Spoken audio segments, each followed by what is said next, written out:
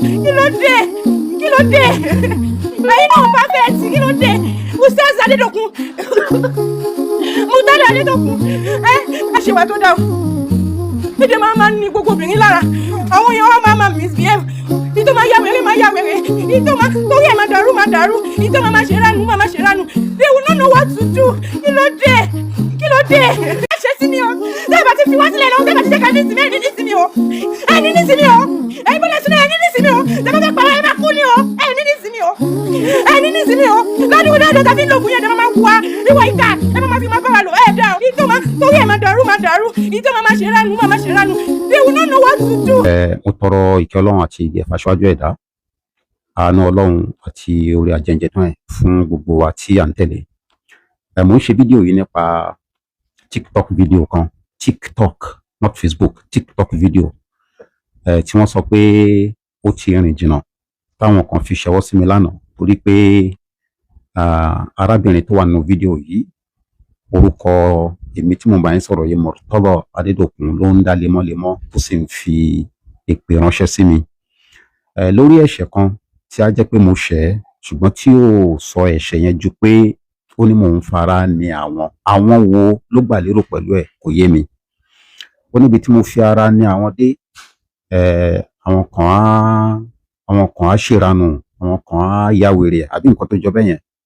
Now mi ò wá mọ pàtó ohun tó gbà lérò àfi tó bá wá ṣàlàyé ẹ̀ fún àwọn èèyàn. Nínú àwọn tí wọ́n fẹ́ gbarata fún mi, ààrẹ tó ní ṣé kóun pe ọkọ ẹ̀ kóun pa láṣẹ pé kó sọ fún ìyàwó ẹ̀ kó lọ fa fídíò ọ̀hún kúrò lórí àtẹ́gùn. Èmi wá dá lóhùn pé mi ò rò pé yẹn dáa tó torí pé ẹni tára ń ta tí ò wá fi mọ́ ní para ń ta òun pé kí wọ́n bá mi sọ tó fi bọ́ sórí àtẹ́gùn, ara tó ń ta yẹn góńgó ni.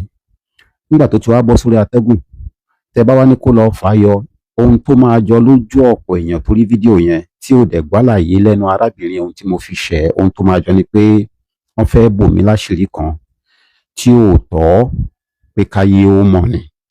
Torí náà èmi ò rò pé yẹn máa ṣe dáadáa fún ẹ̀sìn. Ẹni bá jálábòsí, ó jẹ́ ustaz kò jẹ́ ustaz, kájọ pawọ́pọ̀ bá wí. Nígbà tí fídíò ti wá sórí afẹ́fẹ́, ẹ jẹ́ kó rìn. Ibi tó bá rìn dé náà ni ìbéèrè ó ti máa wá wípé arábìnrin jẹ́ ká mọ kí ni ustaz yìí ṣe gan-an ká fi bá wí. Ìyẹn ni mo rò pé yóò jẹ́ ìkúnlọ́wọ́ fún òdodo ẹ̀sìn. So mo ń fi àkókò yìí bẹ̀ gbogbo ẹ̀yin tí ara ń ta fún mi pé ẹ má bá mi fún arábìnrin yìí lésì kankan bó ṣe lè wù kó kéré mọ́.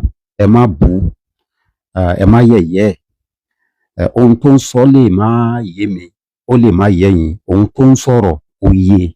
So ìbéèrè ni kẹ́ ẹ kàn ṣe pé jọ̀ọ́ mo gbọ́ pé ó ní kì í ṣe fídíò kan lòun máa ṣe, ó ṣeé ṣe kó jẹ́ pé nínú ìmíì tó fẹ́ ṣe àlàyé ohun tí mo fi ṣẹ́ yẹn á padà wá jẹyọ. So ìbéèrè náà ni pé kí ni ustaz yìí fi ṣẹ́? Tẹ́ bá wá gbọ́ èyí tó bá ní kẹ́ fi bá mi wí ń bẹ̀, ẹ dákun torí Ọlọ́run ọba ẹ má tìjú mi, ojú Ọlọ́run ọba ní kẹ́ ẹ ti, ẹ̀rù Ọlọ́run ní kẹ́ ẹ bà, ẹ pè jókòó láti fi bá mi wí, ẹ dákun torí Ọlọ́run ọba. So mo ń fi eléyìí mo fi ń dẹ́kun àwọn reactions tí mi ò ní rányàn láti ṣe tí wọ́n á fẹ́ ṣe on my behalf pé rárá o, mo bọ́pá bọ́sẹ̀ kúrò nínú gbogbo ẹni bá fẹ́ fún arábìnrin yẹn lésì. Ṣùgbọ́n àwọn tó bá rí i pé ó yẹ káwọn ó bí pé kí ló ṣẹlẹ̀ káwọn ó lè bá mi wí níbi tí mo bá ti deserve kí wọ́n bá mi wí, tó bá tọ́ pé kí wọ́n bá mi wí, ẹ dákun any moment tí wọ́n bá ti mọ kí ló sọ pé mo fi ṣẹ̀wọ̀n kí wọ́n jẹ́ kí n mọ ibi tí wọ́n bá ti fẹ́ rí mi kí n appear kí ìbáwí yẹn kó lè máa jẹ́ tèmi. Ọ̀rọ̀ mi ò jù bẹ́ẹ̀ náà lọ. Ọlọ́run tí à ń ṣe ẹ̀sìn ẹ̀ òun nìkan náà lọ́ba tó mọ́. Àfẹ́ni Ọlọ́run bá tún wá bò láṣìírí, èyí tá a wá hù níwà tí bíbọ́ àṣírí Ọlọ́run ọba òfin ní tọ́ sí wa mọ́, Ọlọ́run dákun má jẹ́ á hù. Èyí tá a wá ń ṣe ní kọ̀rọ̀ tí ó hàn sí ẹnikẹ́ni ju Ọlọ́run ọba tó ṣẹ̀dá wa lọ, àbí Ọlọ́run kọ́lọ́n jọ kó ṣàmójúkúrò ẹ̀fẹ́ ní kọ̀ọ̀kan wa. Subhanaka Allahumma bihamdik ashhadu an la ilaha illa ant astaghfiruka wa atubu ilayk. wa sallallahu ala Muhammadin wa ala alihi wa sahbihi ajma'in. Amin.